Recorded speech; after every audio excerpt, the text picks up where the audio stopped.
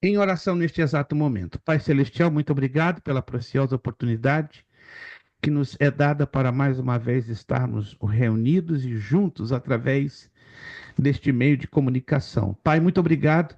Pedimos que teu Santo Espírito venha nos abençoar, nos guiar, nos falar e nos ministrar nesta noite para a tua honra e para a tua glória. Obrigado, ó Deus, pelo cuidado que tu tens tido para com as nossas vidas. Obrigado, Espírito Santo, por tudo que tu tens feito por cada família, por cada aluno aqui presente. Aqueles alunos que não puderem estar hoje, seja com eles, abençoando-os, ajudando-os em tudo, para a glória e honra do teu santo nome. Espírito Santo, fala conosco nesta aula, ministra-nos, abre os nossos olhos espirituais, abre as nossas mentes e corações, para recebermos com muita profundidade, com muita alegria a tua palavra. Oramos entregando tudo aos teus cuidados e pedindo que teu Espírito ilumine a minha mente e meu coração para transmitir a tua palavra. Obrigado, oramos, agradecidos em o nome de Jesus Cristo. Amém e amém. Perfeito, meus irmãos. Estamos aqui na nossa segunda aula. Esta é a aula número 2 da matéria de evangelismo, não, né? Os evangelhos. Os evangelhos. Alguns alunos que já estão conosco há um pouco mais de um ano já estão praticamente entrando na reta final do curso básico.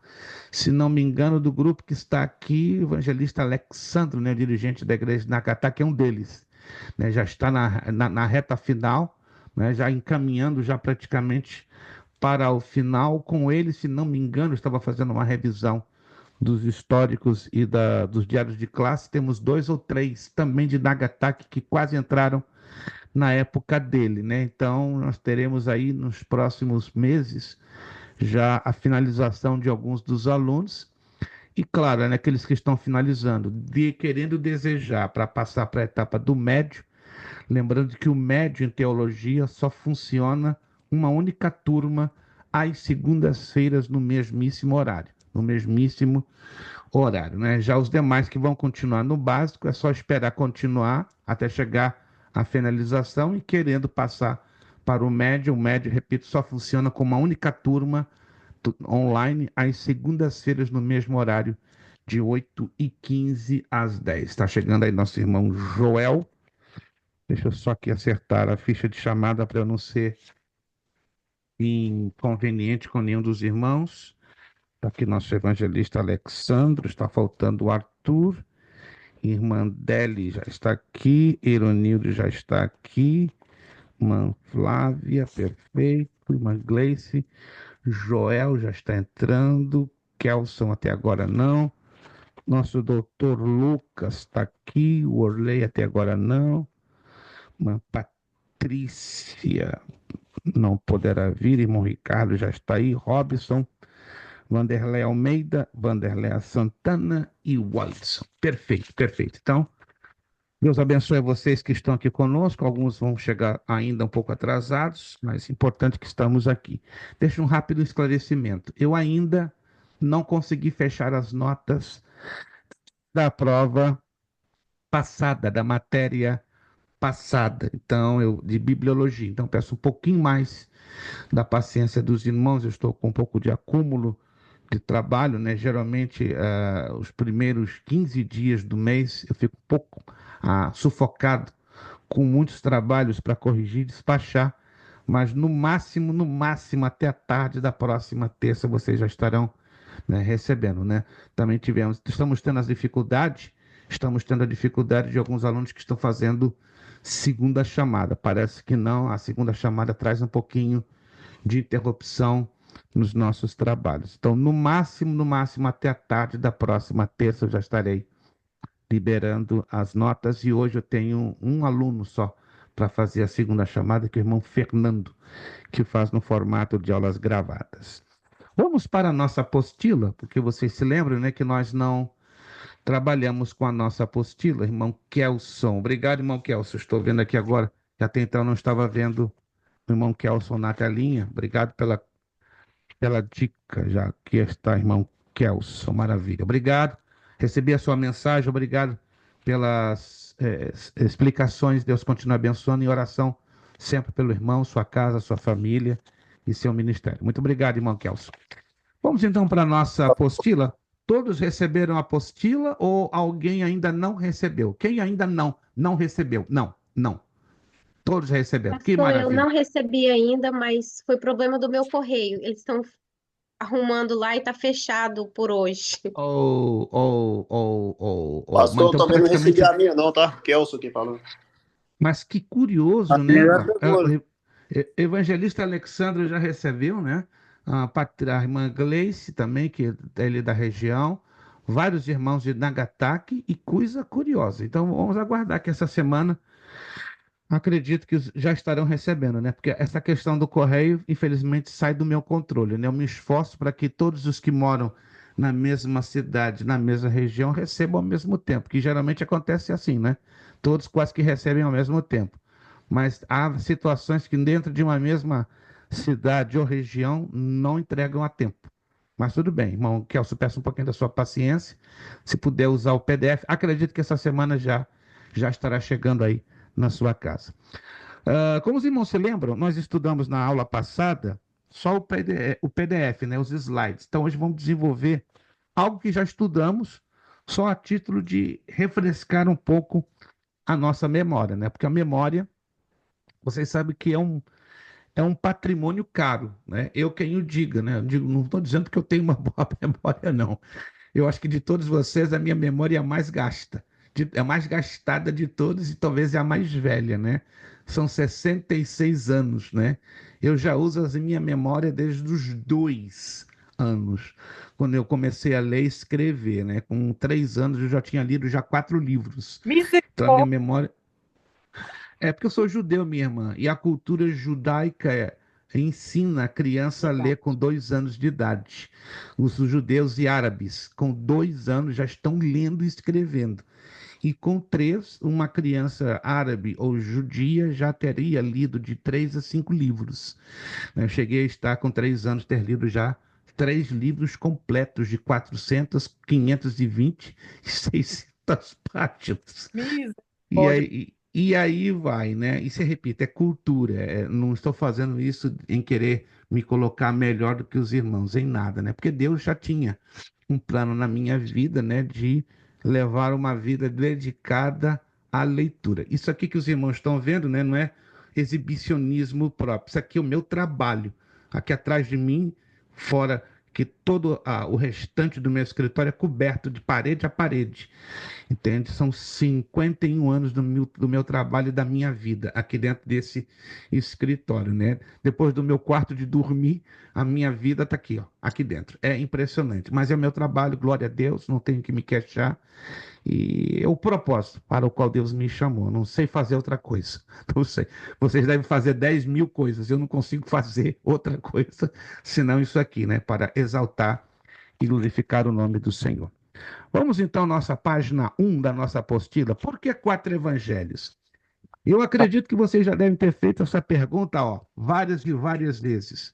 Alguém já me perguntou, não seria suficiente um único evangelho? Eu já fiz essa pergunta aos meus 11, 12, 13, 14 anos de idade, até que um professor de escola dominical, quando eu tinha 15 anos, me explicou em detalhes o porquê de 4 evangelhos, porque até então eu não entendia. Eu achava uma coisa até um tanto absurda. Ué, um já é o suficiente, por que 4? Vamos então entender isso. Porque já falamos isso na aula passada, né? Porque os 4 são dirigidos a 4 tipos de pessoas ou 4 tipos de povos diferentes, né? Mateus foi escrito para os judeus, Marcos para os romanos, Lucas para os gregos e João para a igreja. Então vamos recapitular ou relembrar isso que já estudamos na aula passada. Página 1, Mateus, para os judeus. Levi havia sido um publicano, judeu que servia ao Império Romano, cobrando impostos dos seus compatriotas. Passou a ser chamado Mateus, Mateus 9:9, forma abreviada de Matatias, presente de Deus, porque isto era importante para sua nova identidade de redimido e, ao mesmo tempo, reafirmava que ele era parte do povo de Deus. Quando chamado, não é, Mateus abandonou tudo para seguir o Mestre. E fica bem claro que o foco do Evangelho de Mateus é apresentar os ensinos de Jesus. Procura memorizar isso aqui que é importante. Dos 4 evangelhos, repito, dos 4 evangelhos, o Evangelho de Mateus tem como foco os ensinos do Senhor Jesus Cristo, né? Aí você vai me perguntar, os demais evangelhos, eles trazem esses ensinos? Sim, trazem. Desculpe, mas não com tanta ênfase, com tanta profundidade, com tanta frequência como nos apresenta o Evangelho de Mateus. Procura não se esquecer disso. É o Evangelho dos 4. Pode repetir, pastor? O O Evangelho de Evangelho Mateus de tem como Mateus foco. dos 4 é o que mais apresenta os ensinos da parte de Jesus. Marcos apresenta ensinos? Apresenta. Lucas apresenta ensinos? Apresenta. João também, claro, mas nada comparado a Mateus. Mateus é muito frequente a apresentação de ensinos da parte do Senhor Jesus. E os 3 mais importantes ensinos do Evangelho de Mateus que podemos e devemos destacar são o Sermão do Monte, que também é chamado de Sermão da Montanha, o Sermão Escatológico do Monte das Oliveiras, né? O Sermão Escatológico ele é dividido em 2 partes, por isso que ele é chamado 2 em 1. Então poderíamos considerar os 2 mais importantes, o Sermão do Monte e o Sermão Escatológico do Monte, porque os 2 foram... São 2 ou 3? Na verdade, seriam 2, porque o Sermão Escatológico do Monte das Oliveiras, ele é um 2 em 1. Ele é um 2, porque ele é dividido em 2 grandes partes, em 2 grandes sessões, né? A sessão do capítulo 24 e a sessão do capítulo 25. Mas ele, na verdade, é o chamado 2 em 1. E o Sermão do Monte, que aí ele é separado, porque ele não é um sermão escatológico, que apresenta os fatos do futuro, né? Que ele aí entra com as bem-aventuranças e a oração do Pai Nosso, tá? Vários elementos dentro do Evangelho de Mateus confirmam ter sido escrito para judeus. Por quê? O Evangelho de Mateus é considerado enfocado, dirigido, escrito para os judeus. Aqui temos 3 razões, preste atenção. Essas 3 razões também, se você pode tê-las em mente, é importante, porque aí alguém vai perguntar a você, mas vem cá, se o Evangelho de Mateus é dito por ter sido escrito, direcionado para os judeus, o que me prova internamente esta verdade? Aqui nós temos 3 provas. Primeira prova, dos 4 evangelhos, só Mateus utiliza a expressão reino dos céus. Até eu sublinhei aí, você está vendo? Eu sublinhei, mas se você acha que o sublinhar ainda é pouco, faça um highlight para chamar bem a atenção. Por quê? É a expressão reino dos céus. Essa expressão, ela se destaca, ela se sobressai dentro do Evangelho de Mateus.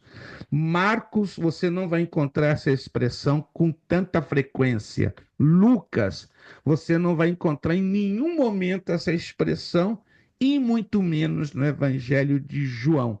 Mas no Evangelho de Mateus você vai encontrar, ó, volta e meia, volta e meia, volta e meia. Qual a expressão?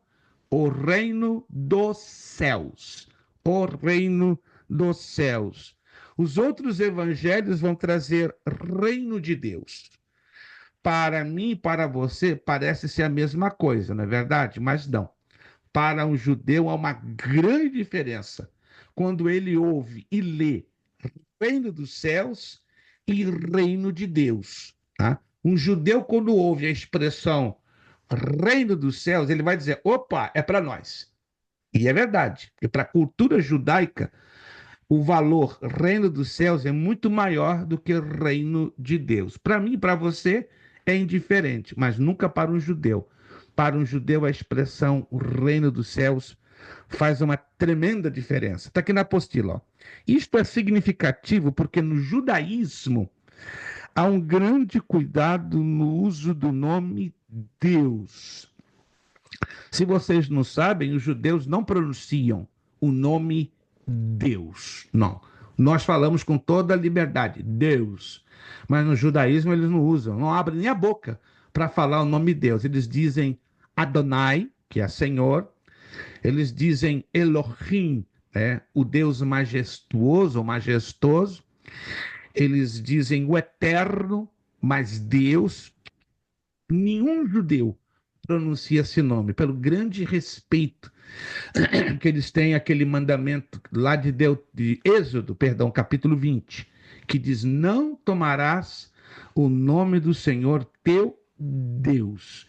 E o nome de Deus se perdeu, né? A pronúncia correta do nome hebraico de Deus se perdeu ao longo dos anos. Então, como os judeus reverenciam muito aos 10 mandamentos, inclusive eles têm medo de pronunciarem o nome hebraico de Deus incorretamente. Então eles não usam. Eles leem lá, Deus, mas na hora de falar, eles fecham a boca e substituem por Adonai, Elohim ou o Eterno. Para nós não tem nenhum problema, mas para o judeu é um problemão a pronúncia do nome Deus.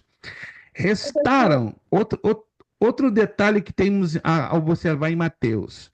Restaram em Mateus apenas 4 versículos, 4, onde é usada a expressão reino de Deus. Para vocês verem o cuidado que Mateus teve em usar essa expressão. Só aparece 4 vezes no Evangelho de Mateus a expressão reino de Deus, que é em Mateus 12, 28, 19, 24, 21, 31, 43. Irmã Gleice Kelly tem uma pergunta. Pode abrir o áudio e lançar sua pergunta.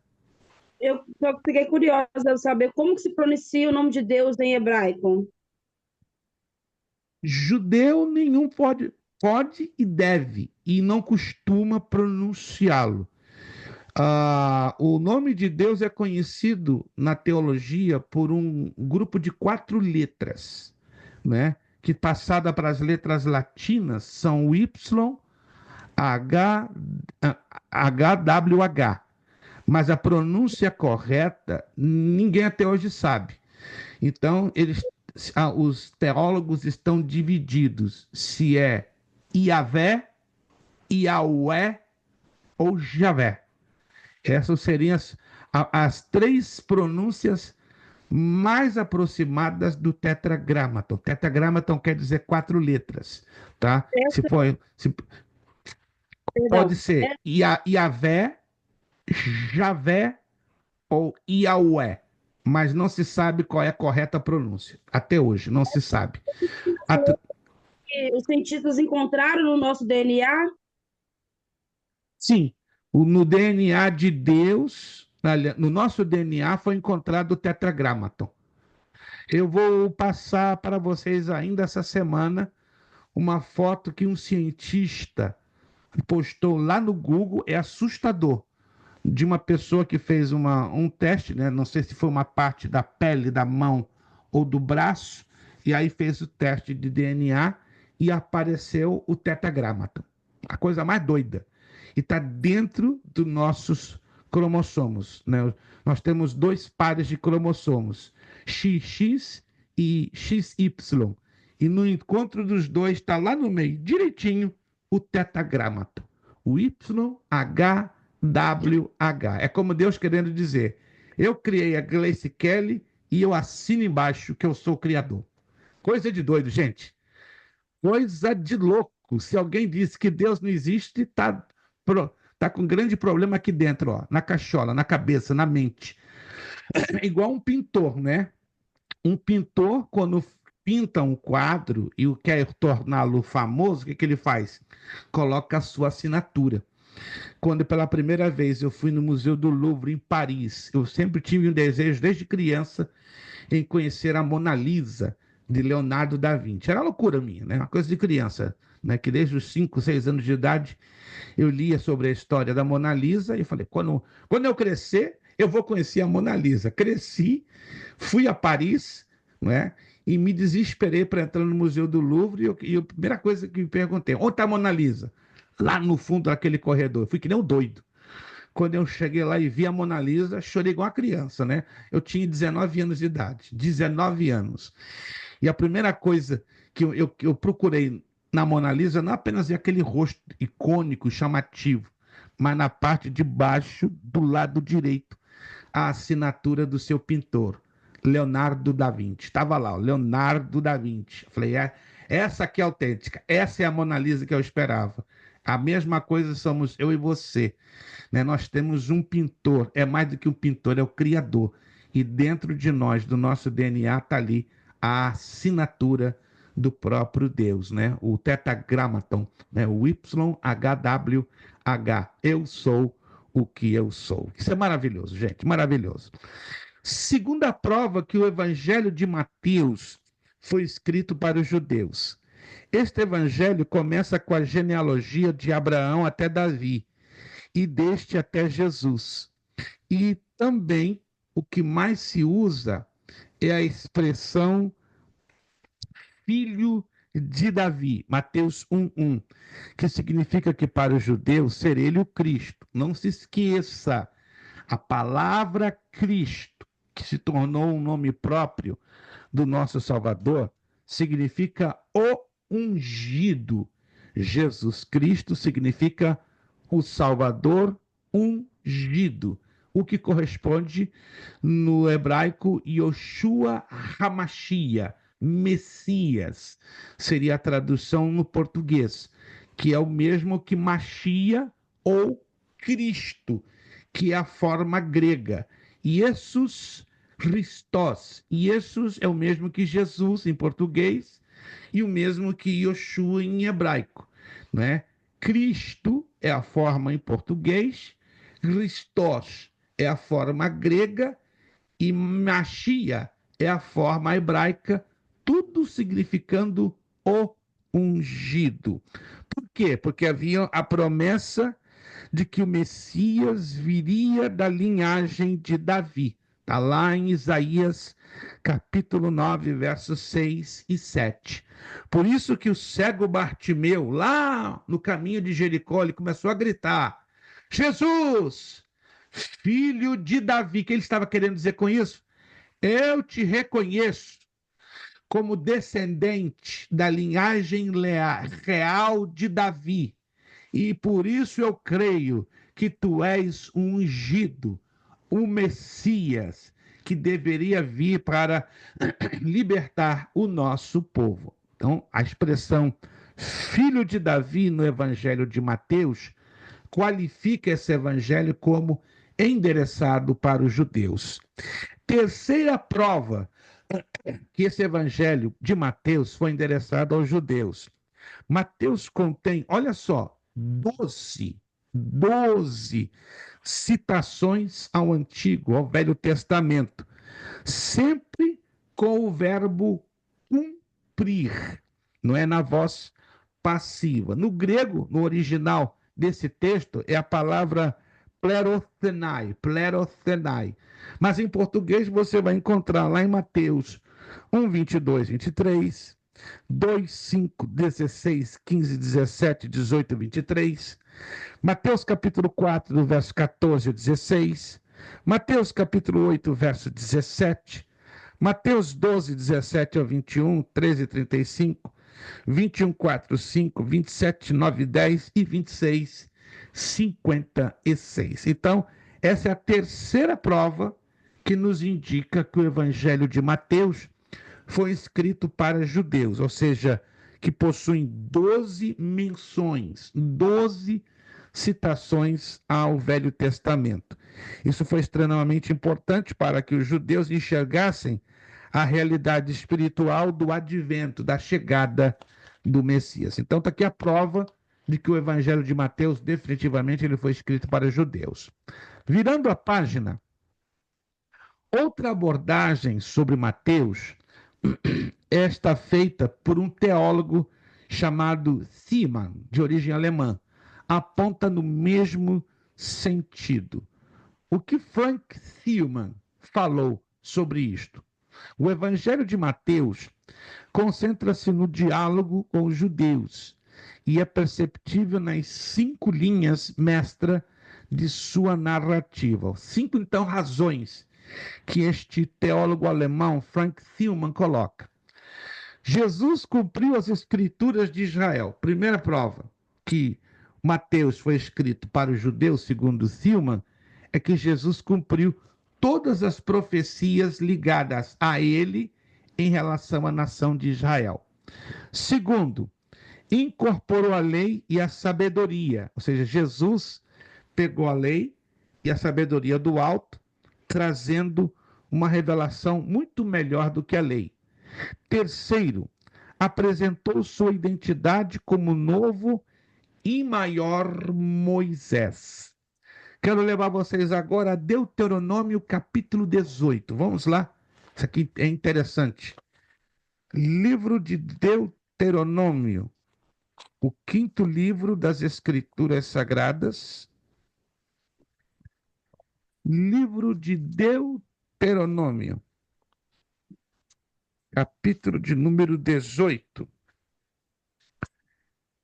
Deuteronômio 18, 15. Vou esperar que todos abram o texto em Deuteronômio 18, 15. Enquanto estamos rapidamente aqui procurando, né, alguns ainda não encontraram, quero felicitar ao nosso querido irmão evangelista Alexandre. Não é o dia do aniversário dele hoje não, tranquilo, gente. Que se fosse, a gente teria aqui a colocar um bolo virtual para ele, mas vai chegar o dia que a gente vai fazer isso.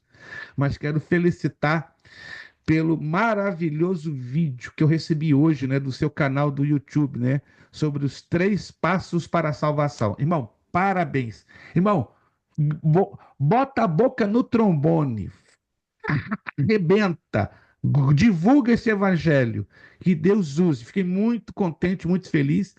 Eu não pedi permissão, mas eu tomei o atrevimento, eu passei o seu vídeo hoje para 117 pastores no Brasil. 117 que representam 101 ministérios em 16 estados no Brasil. Ficaram maravilhados. Quem é esse evangelista? Quem é esse homem? Pensava que o irmão estava no Brasil, né? Porque alguns já querem lhe conhecer no Brasil. Então, meu irmão, pode ficar certo para a glória do Senhor. Quando o seu documento estiver na mão, Jesus vai já estar se abrindo portas para o irmão no Brasil, tá? Fiquei muito tocado. Glorificado seja o nome do Senhor. Pastor, coloca Não pare no WhatsApp para nós também poder. Isso, eu vou colocar. Se o evangelista Alexandre me autorizar, eu vou postar no grupo. Amei. Um vídeo de 10 minutos, mas olha, pensa numa coisa objetiva e ao mesmo tempo profunda, né? Eu sou suspeito em falar do nosso evangelista Alexandre, né? Por favor, não se sintam mal por isso. Você é meu Mas eu sou professor, admirador. pastor. Estou aprendendo com o Eu sou senhor. admirador desse homem de carteirinha, né? Então tenho que aprender muito com esse homem. Meu Deus, meu Deus.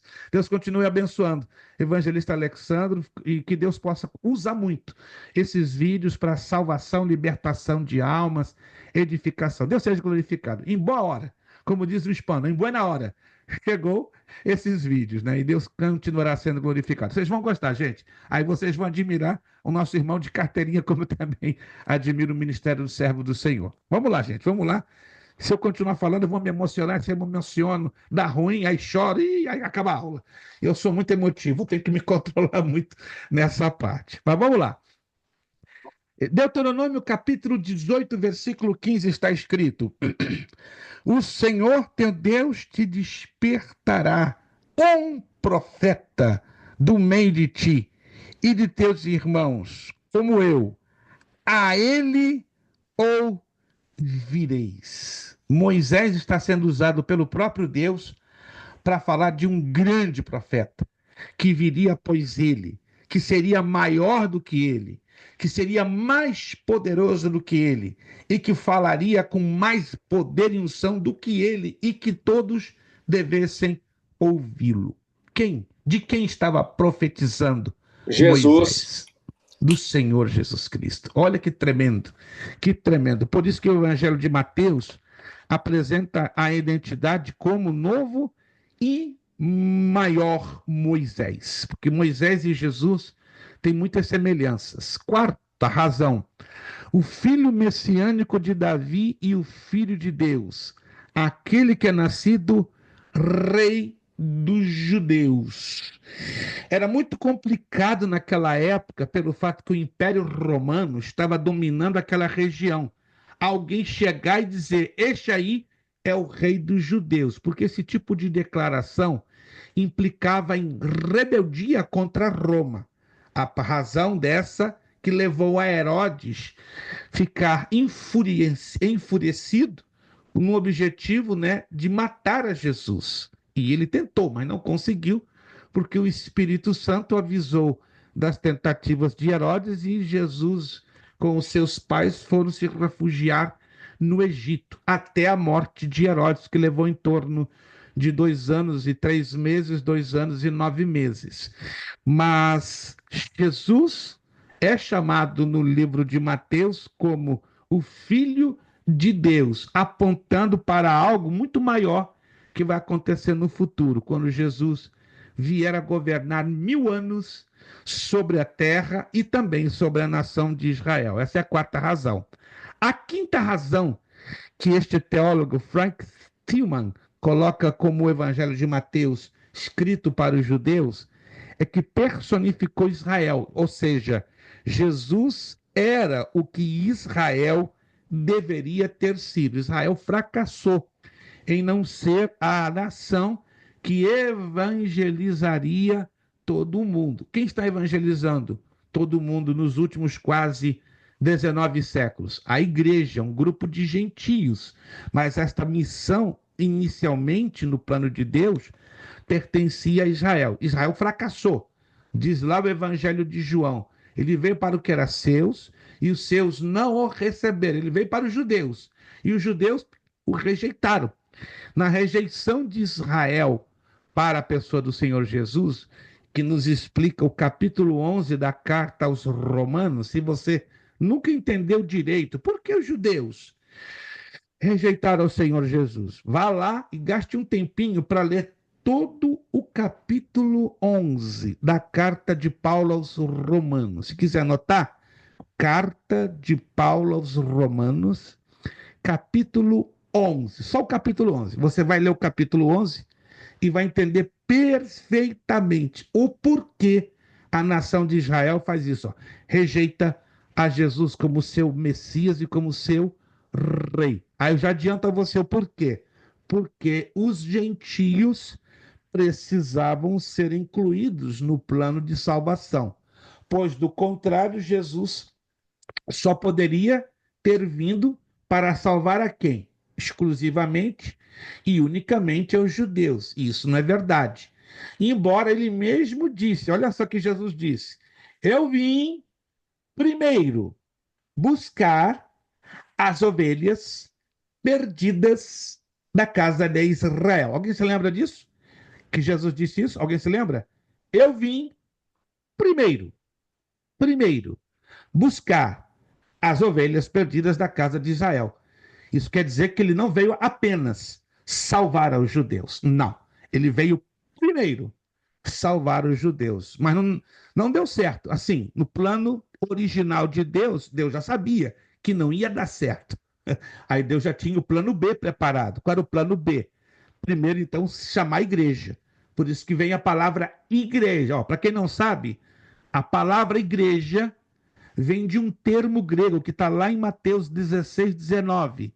Eclesia, chamados para fora. Isso quer dizer o nome igreja, chamados para fora. Gente, isso aqui parece uma loucura na nossa cabeça, mas na cabeça de Deus funciona tudo direitinho. E ele já sabia que ia acontecer tudo isso. Ele sabia. Ele planejou primeiro chamar Israel.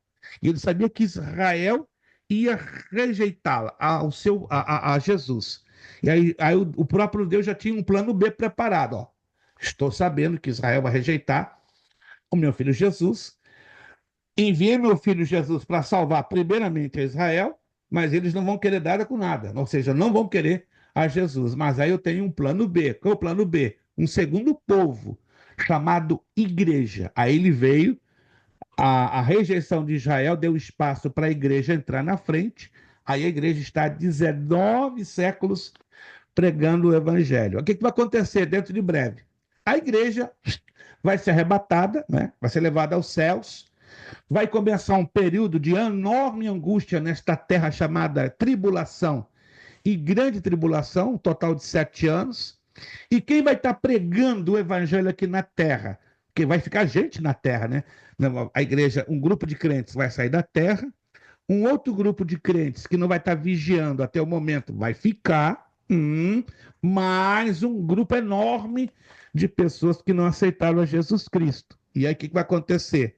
Aí um grupo de judeus vai ser levantado pelo Espírito Santo para pregar o evangelho do reino no período da tribulação. Alguém sabia disso ou não? Vamos lá. Poucas mãos. Sabia. Poucos. Quando a igreja sair da terra nos primeiros 3 anos e meio, Deus vai levantar 2 profetas judeus. Então, pelos primeiros 3 anos e meio, 2 profetas judeus com os ministérios semelhantes ao profeta Elias e ao de Moisés, está lá em Apocalipse capítulo 11. O capítulo 11 é o capítulo de muita revelação, né? Romanos capítulo 11, Apocalipse capítulo 11. Então, se você quer conhecer esses profetas, capítulo 11 do livro do Apocalipse, ali fala sobre as 2 testemunhas. As 2 testemunhas. Aí você lendo com atenção vai descobrir. Então são judeus. Isto. Estas 2 testemunhas, uma delas, que é um profeta, vai ter o seu ministério à semelhança do profeta Elias. E a outra testemunha, também judia, ou também profeta, vai ter o seu ministério à semelhança de Moisés. Então, esses 2 profetas vão pregar durante os primeiros 3 anos e meio o evangelho do reino. Terminou os 3 anos e meio, diz a Bíblia que o anticristo vai matar esses 2 profetas, essas 2 testemunhas. Os seus corpos não serão sepultados, vão ficar expostos na praça central de Jerusalém. Estou entrando um pouquinho nessa área da escatologia, porque Mateus, ele é escatológico, né? Ele tem uma parte que é o capítulo 24 e 25, que é escatológico. E aí as nações vão ficar tão contentes, tão felizes, né, que aqueles 2 profetas foram mortos. Sabe o que elas vão fazer? Vão trocar presentes. As câmeras de televisão do mundo inteiro, Instagram, Facebook, X, todas as redes sociais vão estar lá, filmando. Vai ser a notícia do momento, né? As 2 testemunhas foram mortas. Seus corpos estão expostos na praça central de Jerusalém. Alegria geral do planeta, todo mundo trocando presente. De repente, mais do que de repente, o poder vem do céu, um poder tremendo, e ressuscita essas 2 testemunhas. Meu Deus! Aí ninguém vai entender mais nada.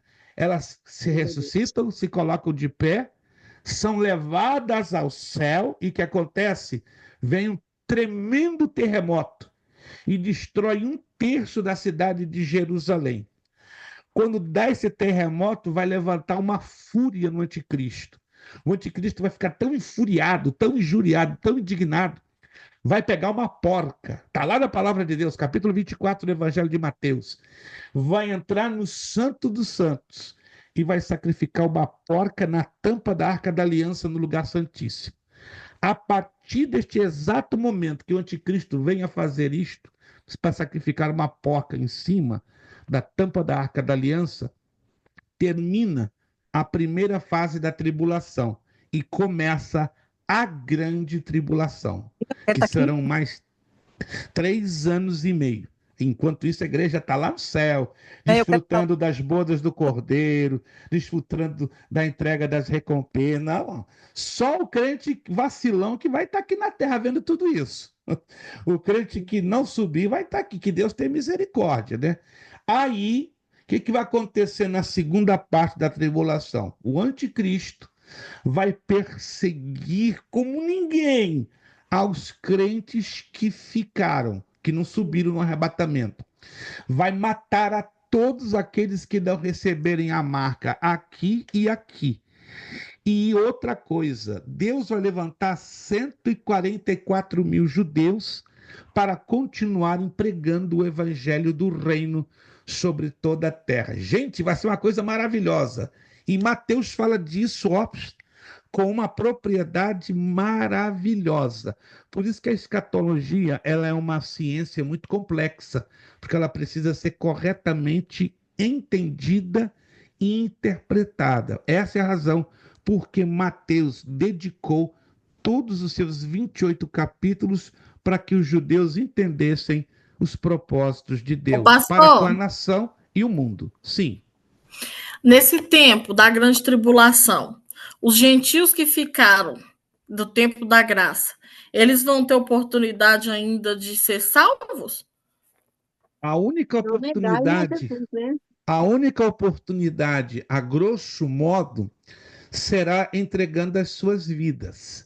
Vai haver, sim, um grupo de gentios que sobreviverá à grande tribulação, mas coloca um grupo pequeno demais, por causa da grande quantidade de desastres, cataclismas, tragédias, terremotos, pragas, tsunamis, bombas nucleares caindo e matando um e a outro. Então, a quantidade de sobreviventes gentios vai ser muito pequena, mas muito pequena. Pastor. E os que sobreviverem vão ter que tomar uma decisão, claro, de se converter a Cristo para passarem a governar com ele durante os 1000 anos seguintes.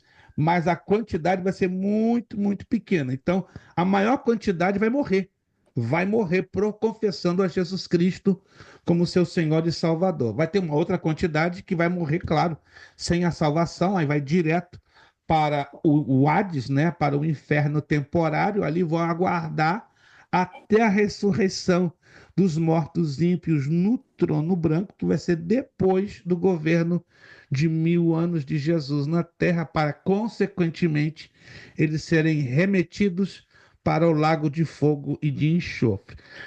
Não era minha intenção falar de escatologia, mas o Evangelho de Mateus nos força um pouco a falar do assunto. Evangelista Alexandre, tem algo a falar? Irmã Beli também. Se hoje, que é o tempo da graça, há uma dificuldade muito grande dos crentes, dos cristãos mesmo, principalmente na era atual que estamos vivenciando, todos os sinais indicando, né, o arrebatamento da igreja. Era um momento que era para a igreja mais estar despertada, mais pronta para anunciar o evangelho e servir a Jesus. Já temos essa dificuldade hoje, qualquer coisa a gente não vai no culto, qualquer coisa a gente deixa de servir a Deus, qualquer olhar do irmão torto é motivo de abrir mão. Se nesse tempo da graça está difícil, imagina aquele tempo de entregar a sua própria vida. Por isso vai ser pouquíssima mesmo, porque se hoje já é complicado, imagina aquele tempo. Vai ter que ser por derramamento de sangue, mártir, né? Tem um agravante, evangelista Alexandre, irmãos, um agravante violento que vai acontecer no tempo da tribulação. O Espírito Santo vai mudar a sua forma de trabalho. Ele não vai ser retirado como alguns ensinam. Isso é uma coisa completamente fora de texto, fora de lugar, é disparatado, não tem sentido. Uma vez que vai ter salvação na tribulação, a salvação só ocorre pela presença do Espírito Santo. Jesus deixou isso claro lá no Evangelho de João, capítulo 16, versículos 7, 8 e 9, né? Ele vos convencerá do pecado, da justiça e do juízo. Então, uma vez que a Bíblia deixa claro e taxativo que vai sim haver salvação na tribulação, é porque o Espírito Santo vai estar presente na terra. O que vai acontecer é que ele vai mudar a sua forma de atuação. Como assim? Hoje, na graça, o Espírito Santo mora, vive, reside dentro do homem, dentro de cada um de nós. Aleluia! Jesus está entre nós, porque o Espírito Santo mora dentro de mim e dentro de você. Quem crê nisso, irmãos? Que o Espírito Santo mora, ele não está ao redor de nós, ele está dentro de nós, ele reside dentro de nós. Mas o que vai acontecer na tribulação? Uma vez que ele levante a igreja para os ares e a lance no céu, ele já não vai residir nos homens aqui na terra. Ele vai estar na terra trabalhando só no sentido de mover as vidas à salvação. Então, quem ficar aqui vai experimentar isso na própria carne, porque o Espírito Santo já não estará residindo. Estão entendendo? Ele vai mudar o seu modus operandi, ele vai deixar de residir nas pessoas e vai estar como era no Antigo Testamento. Ele estava só sobre e ao redor, não mais residindo nas pessoas. E Mandele, ela tem uma pergunta e eu acredito que o Robert também. Mandele. Oi, irmão. O senhor estava falando, pastor, o senhor estava falando que o que eu entendi, assim, que algumas pessoas, a igreja vai subir e vai ficar algumas, vai haver salvação. E aquelas que não receberam o símbolo da besta, esse vai ser salvo. Mas tem pessoas que não... será que existe algumas pessoas que não crê 100% em Deus, creem em outros deuses e não vai receber esse símbolo da besta e também vai ser salvo? Acho que não, né? A Bíblia é clara. Vamos ter que ir pela Bíblia. Se a Bíblia nos diz que ela é clara, ela é clara. Só existem duas maneiras da salvação ser obtida. Primeira maneira está lá na carta de Paulo aos Romanos, capítulo 10, versículo 9 e 10. Se com a tua boca confessares e creres em teu coração que Jesus Cristo é o Senhor, será salvo. Então tem que haver primeiro confissão na boca e aceitação no coração. A primeira carta de João, capítulo 5, versículo 20, está escrito: quem tem o Filho tem a vida. Quem não tem o Filho de Deus não tem a vida. Mas Apocalipse, capítulo 20, versículo 10 também diz: e todo aquele que permitir ser marcado na testa e na mão direita com a marca da besta será lançado no lago de fogo e de enxofre. Em outras palavras, na tribulação, a única maneira para as pessoas comerem, beberem, venderem e sobreviverem, porque o dinheiro vai deixar de existir, é receber a marca aqui e aqui.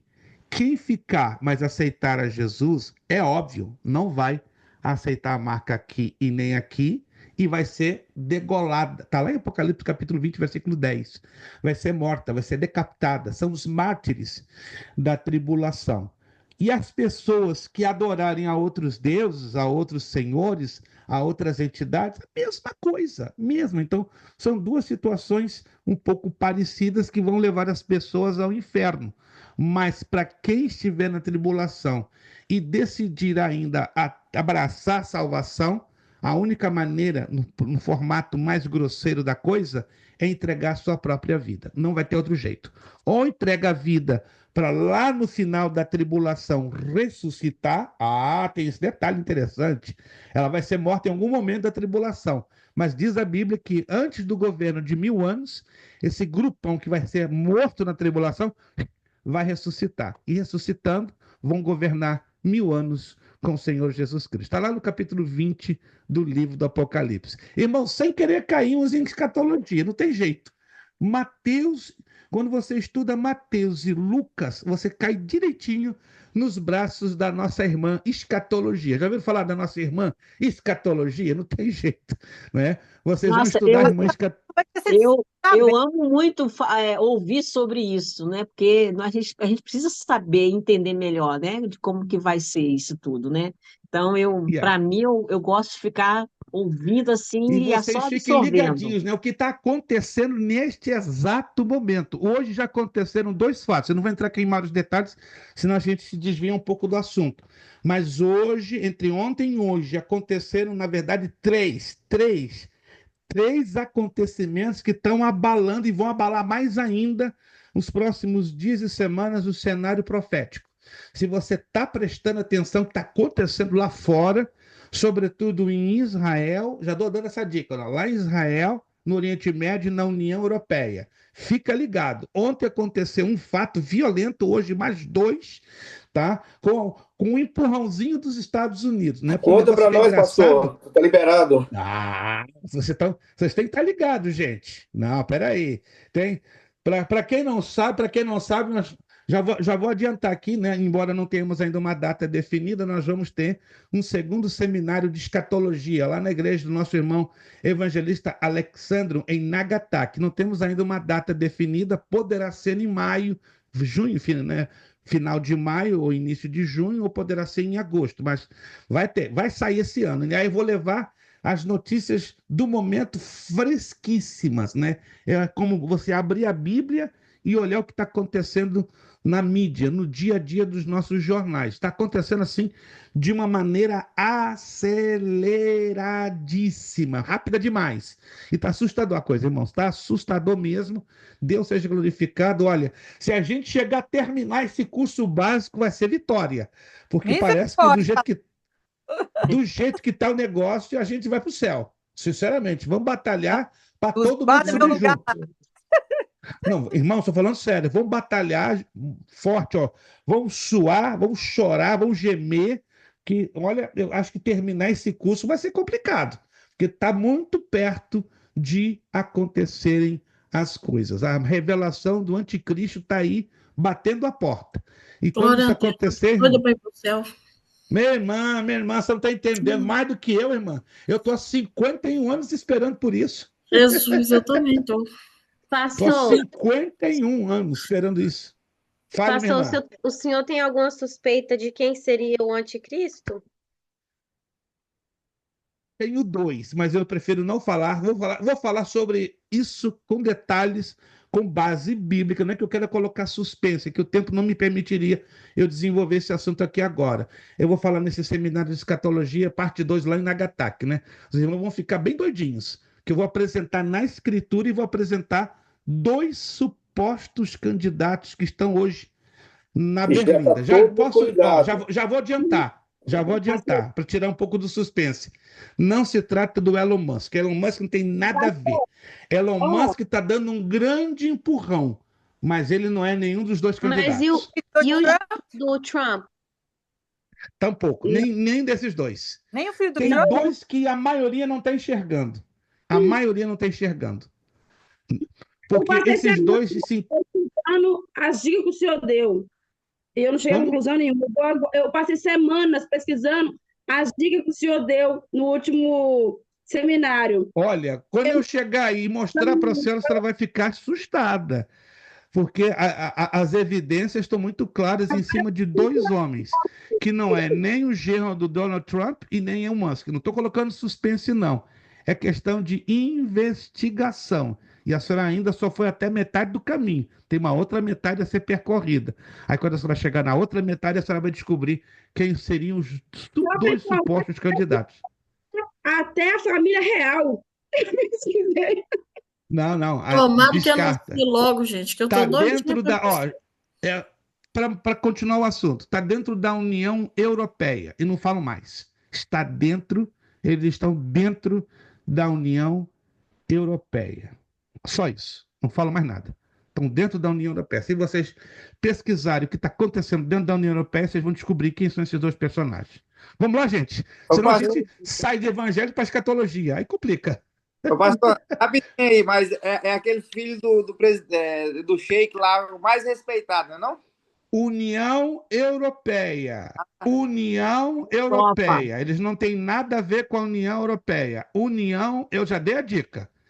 Foquem a União Europeia. Isso.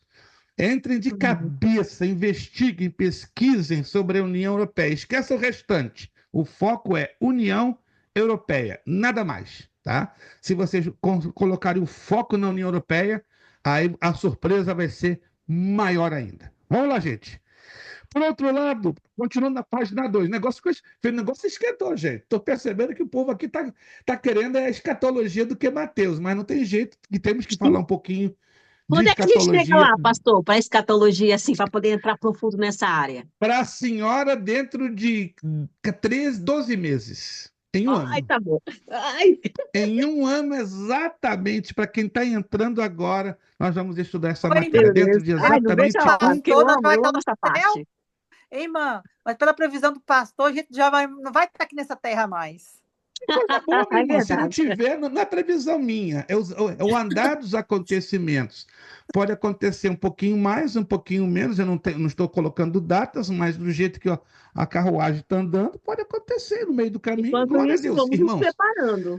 isso é que é importante. Estar preparado, vigilando, vigiando, né? Procurando nos santificar. Se passar de um ano, glória a Deus. Deus sabe melhor do que ninguém, né? Mas a coisa está correndo muito rápido, tá?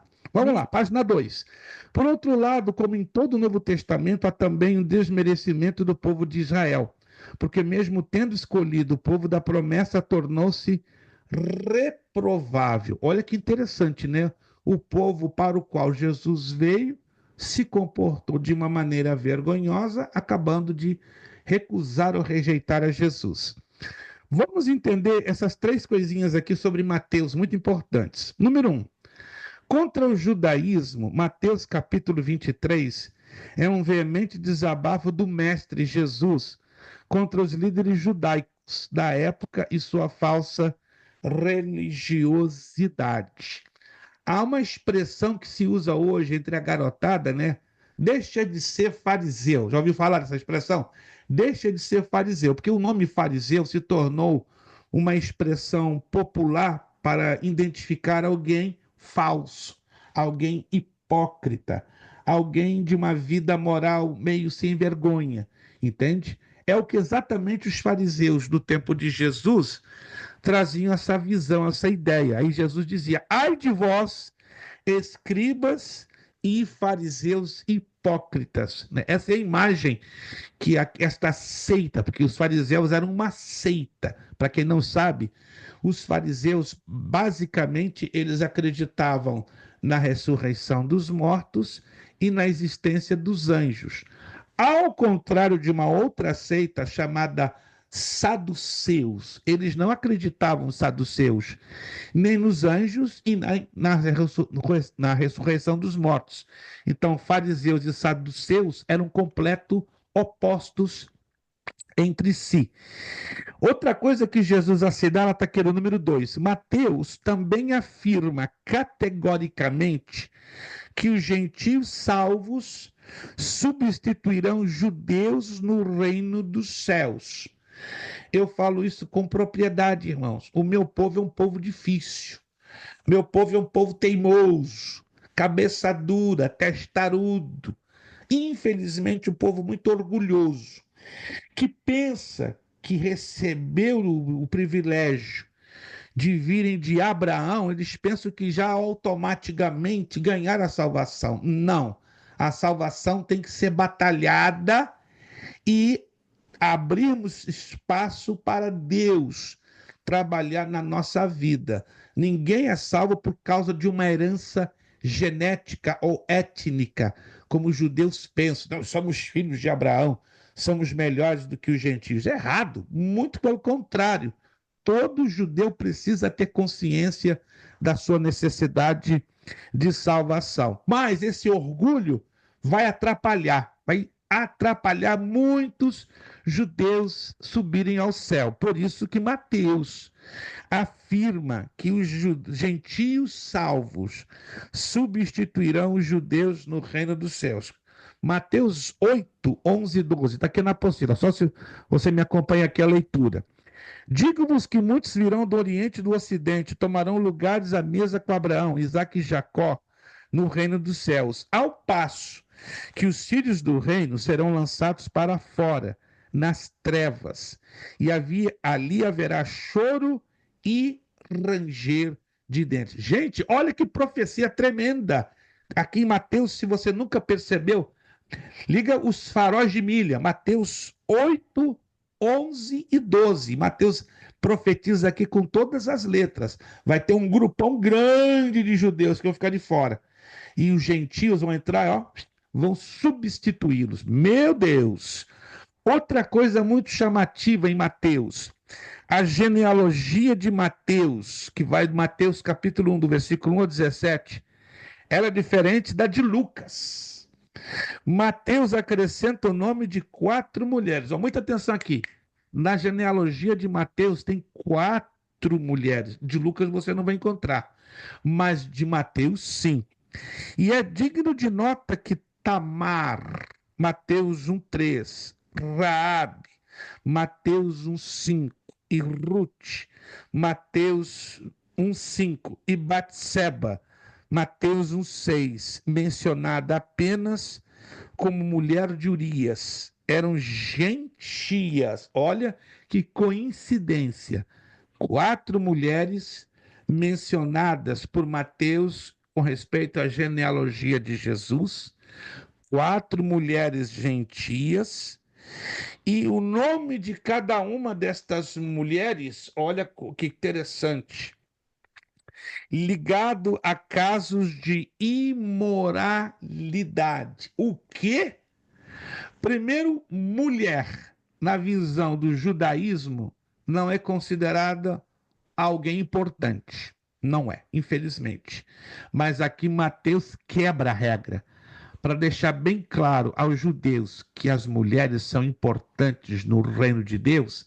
Ele menciona 4 mulheres. E para piorar, ele menciona 4 mulheres de um pano de fundo de vida duvidosa com respeito à imoralidade. Ó, Tamar, que teve relações sexuais com o seu sogro.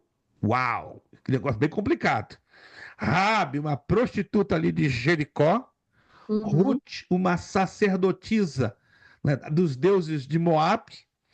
E Batseba, que cometeu adultério com Davi, o rei de Israel. Uau, que doideira, né? Deus colocou 4 mulheres na genealogia do seu filho. Que negócio é esse? Isso prova o quê? O tamanho da misericórdia de Deus sobre as mulheres e sobre o estado delas rejeitado normalmente, naturalmente, pela sociedade, querendo nos ensinar algo maravilhoso, né? Que Deus não importa o estado do ser humano, por mais denegrido que esteja, ele olha para o coração e olha para o verdadeiro arrependimento. Aí que Deus incluiu a Tamar, Raabe, Ruth e Batseba. Muito bem. Essas mulheres servem para lembrar o leitor de que Deus demonstrou misericórdia com gentios e dignos no passado, e também que o plano de Deus não pode ser frustrado pelas falhas humanas. Outra coisa linda, irmãos, Deus traça um plano na minha vida, na vida de cada um de vocês. Vou resumir uma coisa que gera muita polêmica nas redes sociais e até mesmo nos púlpitos das igrejas, mas eu quero resumir em poucos minutos uma visão bíblica que ela é polemizada de uma forma um pouco, vamos dizer assim, estranha, que não deveria ser explicado da maneira mais simples possível. Digamos que Deus tem um plano, me permita aqui com o irmão Lucas. Está aqui nosso irmão Lucas, estudando a palavra, está ali com toda a garra, com a coragem, está batalhando, está vencendo, está rompendo. Deus te abençoe, Lucas. Não para não, Lucas. Deixa Deus continuar pegando na sua mão e vai longe que Deus tem muito na tua vida. Deus traçou um propósito na vida do Lucas. Mas no meio do caminho, é um exemplo, não estou afirmando que isso está acontecendo na vida do Lucas. Deu uma doideira no Lucas. Não, eu não vou seguir o caminho do Senhor mais não. Vou para a esquerda. Está muito chato. Eu continuar sendo fiel a Jesus. Está dando tudo errado na minha vida. Tanta coisa que ele me prometeu e nada aconteceu. Então, quer saber de uma coisa? Eu vou para a esquerda. Mas o propósito original de Deus para o Lucas é: Lucas, vai na reta, segue, Mas o Lucas deu uma de cabeçudo. Não, senhor, tá muito chato esse negócio. Eu vou tomar o caminho da esquerda. Mas o amor de Deus é tão grande pelo Lucas. Ok, Lucas, você não imagina o quanto eu te amo. Eu vou te pegar lá do outro lado. Aí Deus permite uma coisa chamada vontade permissiva. Aí o Lucas vai quebrar a cabeça, vai se arrebentar, vai se machucar, ih, vai dar 3, 4, 5 cambalhotas, vai perder muita coisa que ganhou da vida, ih, que Deus tem misericórdia, até a família dele vai entrar no pacote de tanta tribulação, mas lá do outro lado do caminho, Deus vai reencontrar-se com Lucas. Machucado, ferido, sangrando. Isso é um exemplo, Lucas. Se Deus quiser, isso não vai acontecer contigo. Que Ele te guarde e te mantenha firme no caminho reto. O caminho reto é chamado de vontade perfeita, vontade soberana da parte de Deus. Mas o amor de Deus é tão grande, porque Deus colocou promessas na vida do seu servo. A menos que o Lucas, de boca e de ato, diga: não quero saber mais de Jesus. Aí muda o histórico, entendeu? A história muda completamente quando o homem decide a rejeitar definitivamente a salvação que abraçou em Cristo Jesus. Do contrário, com todos os problemas que o Lucas vai ter se desviando, não dos caminhos, mas da trajetória da vontade soberana, lá no final do caminho, machucado, quebrado, arrebentadinho, Deus pega o Lucas e o resgata de volta. Esse é o exemplo da vontade permissiva. Por quê? Porque Deus não deixa com que os seus propósitos sejam frustrados. Está lá em Jó 42:2. Eu sei que nenhum dos teus propósitos serão frustrados. Eles somente não se cumprem quando o homem decide fazer o seguinte: não quero mais nada saber de Deus na minha vida. Aí muda o assunto. Aí Deus não é obrigado a cumprir as suas promessas a partir do momento que o homem já não quer mais se sujeitar aos propósitos de Deus. Entenderam aí alguma coisa, gente? Deus tem propósitos nas nossas vidas. Entretanto, o amor dele por nós é tão grande que ele vai cumprir os propósitos dele. Nem que você e eu chegamos lá no outro lado da estrada, arrebentados, sangrando, quebradão, quebradão, quebradão. Mas é o amor dele. Ele cumpriu seus propósitos? Cumpriu. Da maneira como ele queria? Não. Porque eu abri mão de ser obediente para seguir a reta da vontade dele. Aí eu tomei a esquerda, eu tomei a direita, aí caí na chamada vontade permissiva. Vamos Pastor, eu tenho agora, uma pergunta. irmã Flávia, solte aí a sua pergunta, por gentileza. Pastor, eu tenho, nos momentos de hoje que a gente está passando com o presidente Trump, eu tenho escutado muito os evangélicos americanos falando, né, que como os imigrantes que estão aqui estão errado, né? Estão pecando por estar aqui ilegal. Onde que a gente fica nisso na Bíblia? Assim, a gente veio aqui pela vontade de Deus, mas aí a gente permanece aqui ilegal, mesmo não cometendo outros crimes, estando ilegal é um crime. Como que a Bíblia fala nisso? Ok, vamos olhar esta questão através de dois pontos de vista paralelos. O que é paralelo? Lado a lado, porém bem diferentes.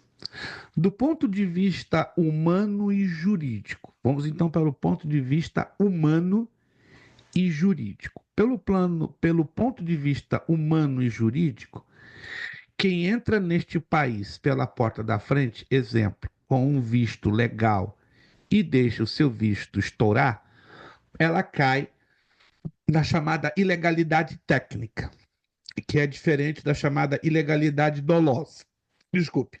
A ilegalidade dolosa, estou usando termos jurídicos, eu convivo com advogado e eu aprendo a conhecer um pouco desses técnicos. A ilegalidade dolosa é quando aquela pessoa chega através de uma das fronteiras e cruza a fronteira de forma ilegal. Alguns de vocês já sabem isso melhor do que ninguém, certo? Mas quem entra pela porta da frente e deixa o visto passar do prazo cai na chamada ilegalidade técnica. À luz das leis do país, isso é uma transgressão.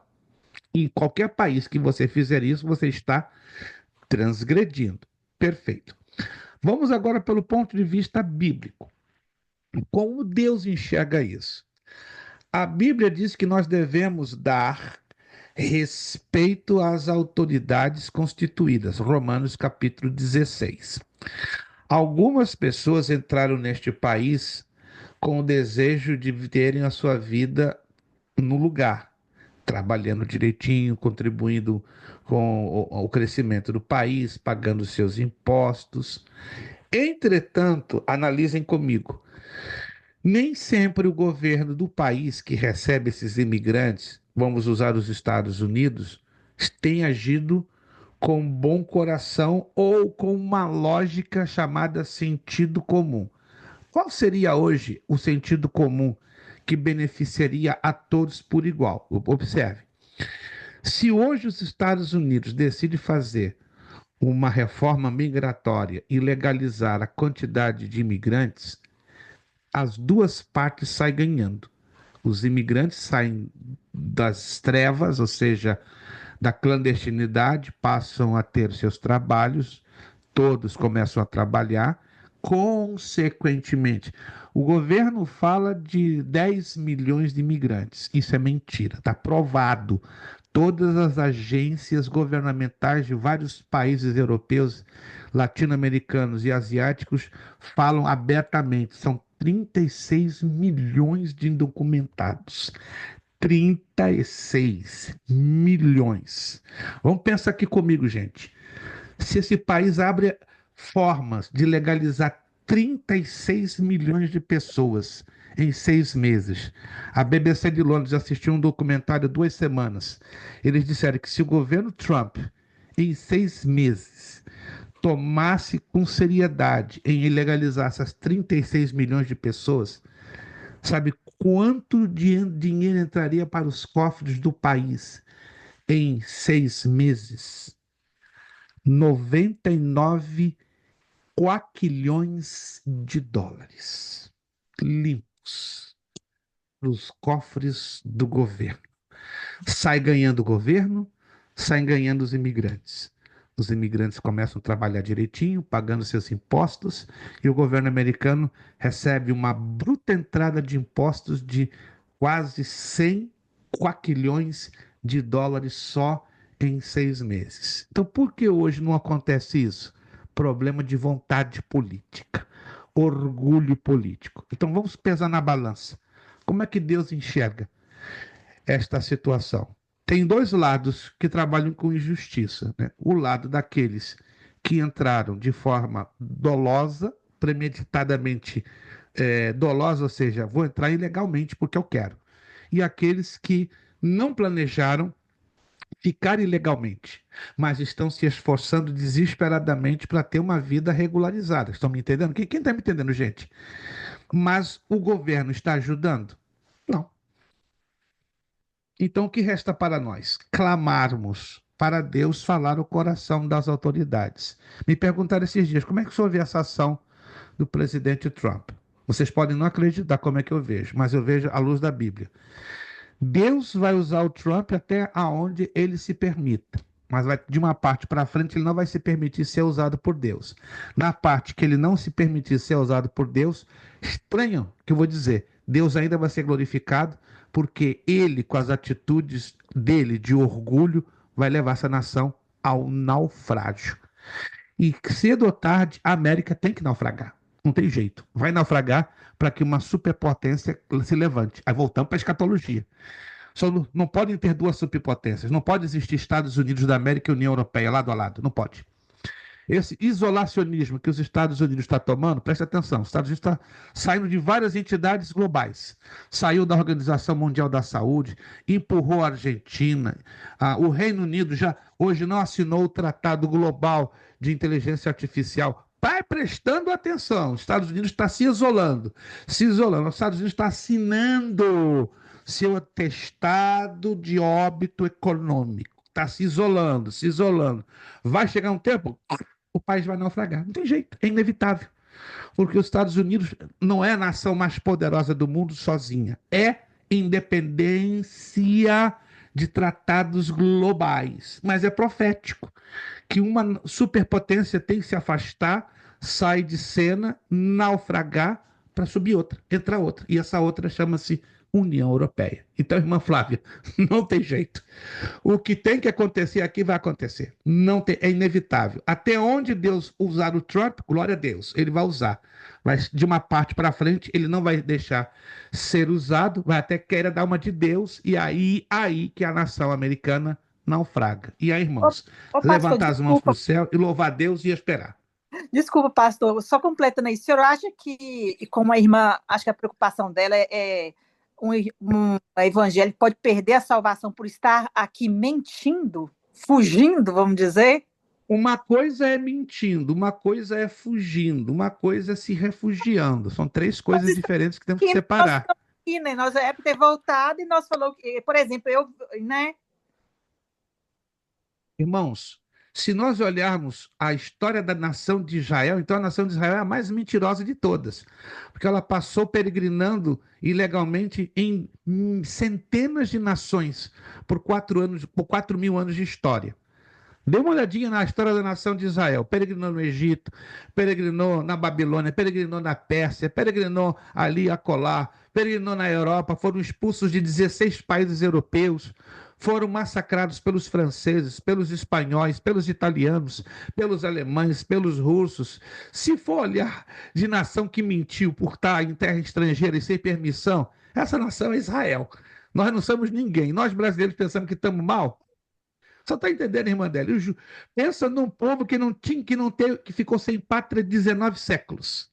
19.950 anos sem ter uma pátria, vagabundando de um lado para o outro. Que é povo mais ilegal que o povo judeu? Não existe. Dizem que o brasileiro é o povo mais ilegal. Mentira, somos nós. Nós, judeus, ganhamos, batemos todos os recordes de legalidade. E se fosse por isso, Deus já tinha exterminado a nação de Israel do mapa, do planeta. Mas, irmãos, tranquilizem vossos corações. Está escrito lá na carta aos Hebreus: o que há de vir virá e não tardará. E está escrito: maior aquele que está em nós do que aquele que está no mundo. Então, tranquilo, minha irmã, meu irmão, se nós estamos aqui, ó. Eu costumo dizer que quem for ficar nos Estados Unidos da América com todo esse problema de migração, é aqueles a quem Deus esticar o dedinho e dizer, ó, Flávia Pitol, você fica, Vanderléa, você fica, Ailson, você fica, mas você, Deus te abençoe e vai embora. Porque Simples, tudo irmãos. está na mão dele. Exatamente. Tudo está na mão dele. Resume-se Na hora nisso. dele. Isso, não Ele adianta a trabalha gente se de maneira estressar. onde não Ó, há mais irmãos, solução, ele nada trabalha. de se estressar, nada de surtar antes da hora. Ninguém entra em parafuso antes da hora. Se você está aqui 10, 15, 20, 30 anos sem documento, é porque ele quer. E agora? Se ele não quiser, se ele fazer isso aqui, ó, vai embora, Vanderleia Santana, tchau. Ou você pensa que Deus, ele trabalha com minhas palavras, comigo, com você? Não. Lucas, meu filho, te amo muito, né? Mas vai embora. Volta para tua querida Minas Gerais. Ailson, eu te quero demais, meu filho, mas ó, acabou o teu tempo, vai embora. Quem Deus quiser ficar aqui, ele vai fazer assim, ó. A minha mão está contigo. Não vai ser Trump, não vai ser ICE, não vai ser ninguém que vai te segurar. Eu estou contigo. Amém, irmãos? Quantos Amém. cremos na proteção de Deus, na mão dele? Pronto, tranquilo, tranquilo, tranquilo. Sem surtar, sem se estressar. Nada E acontece se sem ele a de- permissão dele. Exato. Se alguém aqui dos alunos, de repente, chama, ei, pastor, todo o Brasil. Por quê? Porque você quis? Não, porque ele quis. Ele criou uma situação que para você não foi boa, claro, né? Criou uma tristeza, uma angústia depois de tantos anos aqui fazendo a tua vida, mas acabou caindo no Brasil. E por quê? Porque ele quis. Então, tudo no tempo dele, no controle dele e da forma dele. Vamos continuar fazendo a nossa parte? Qual é a nossa parte? Ó, essa é a nossa parte. Essa é a nossa parte. Alô? Alguém está me entendendo? Ó, essa é a nossa parte. Vamos continuar fazendo a nossa parte. Vamos continuar orando uns pelos outros, orando pelas igrejas, orando pelos nossos irmãos. Tem igrejas aqui na Flórida que estão ficando vazias. Não sei aí na área de vocês. O povo está com tanto medo que não estão indo nem aos cultos. Já fecharam 2 igrejas grandes aqui em Orlando. Não vou dizer os nomes por respeito e ética. Uma igreja de 380 e uma igreja de 420. Fecharam. esse fim Pode. de semana, por causa do medo, porque 85, 88% dessas igrejas são todos indocumentados. E o ICE entrou em uma delas. Não saiu isso nas notícias, mas no canal local que saiu. O ICE entrou em uma das igrejas aqui e levou 16 de uma vez só. Mas aí eu fui depois investigar a fundo, aí descobri, eram 16 irmãos que estavam com graves problemas de corte na imigração e delitos que ficaram para trás. Por que não buscou na casa? Irmão, Buscou na igreja? é porque o Trump liberou agora para entrar na igreja. Ele liberou. Fazer o quê? Quem está andando direitinho, confie que Deus vai continuar abençoando. Agora, quem está devendo ao governo municipal, estadual e federal, esquenta. Não espera grande coisa, que vai ter grandes surpresas. Mas o importante é que estejamos seguros, firmes. Como que ele sabe que está nas igrejas, essas pessoas? Então ele estava investigando, sabe onde mora. Então vai seguir pelo caminho, vai ver que está lá na igreja? Por que não 100% pega na correto. chave? Irmã, ninguém aqui se esconde de ninguém, irmã. Não existe essa que o governo não sabe o que eu estou fazendo e onde estou.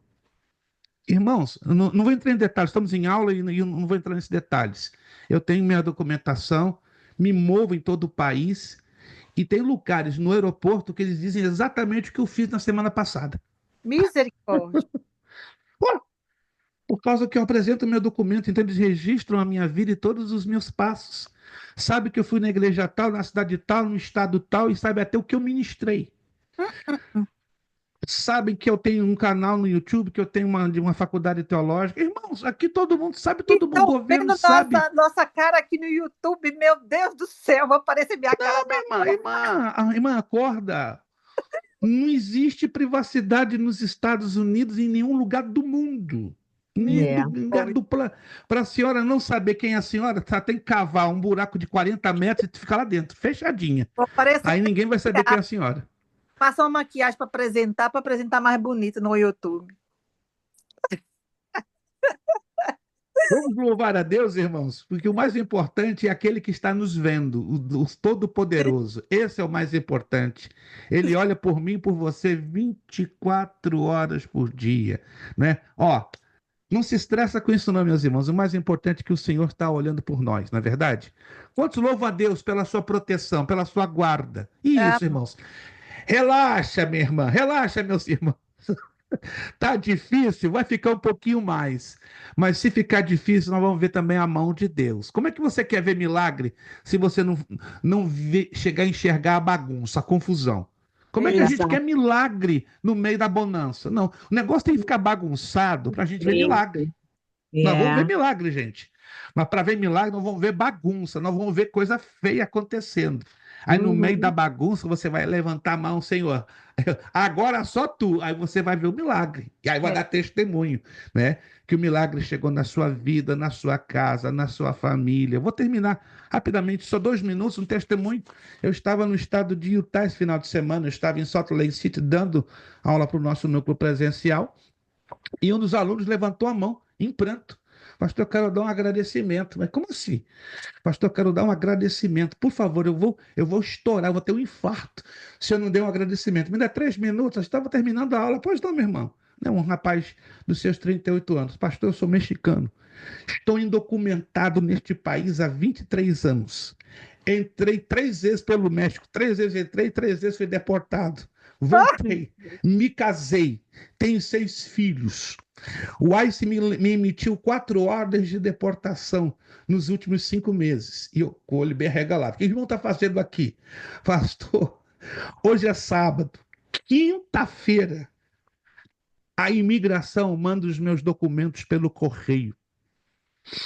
Como é que é? Pastor, os meus documentos, meu e de minha esposa, entram pelo correio e anulam todas as 4 ordens de deportação. Amém, glória a Deus. Eu quero agradecer a Deus. Deus é Deus de milagre.